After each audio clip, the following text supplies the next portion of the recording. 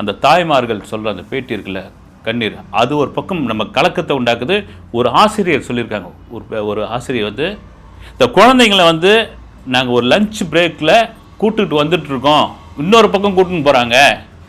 அந்த குழந்தைங்க வந்து மகிழ்ச்சியாக அந்த உணவு வேளையில் அடுத்த வகுப்பிற்கு போகிறதுக்காக அவ்வளோ துள்ளி குதிச்சுக்கிட்டு அவ்வளோ விஷயங்களை பேசிக்கிட்டு போகும்போது ஒரே கண்ணிமைக்கிற நேரம் வந்து என்ன நடந்ததுன்னு தெரியல, ஒரு கனவா என்னன்னு தெரியல, அவ்வளோ புழுதியும் அவ்வளோ தீப்பிழம்பும் ஒன்றா கலந்து ஒரு பக்கம் வந்து ஒரே கூக்குரல் அப்படியே நொறுங்கி போயிடுச்சு.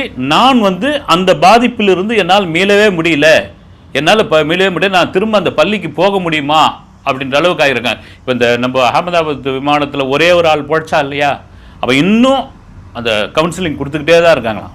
ஏன்னா அந்த விமானத்தில் சேர்ந்து அவனுடைய சகோதரனும் அது மாதிரி இருந்திருக்கார்.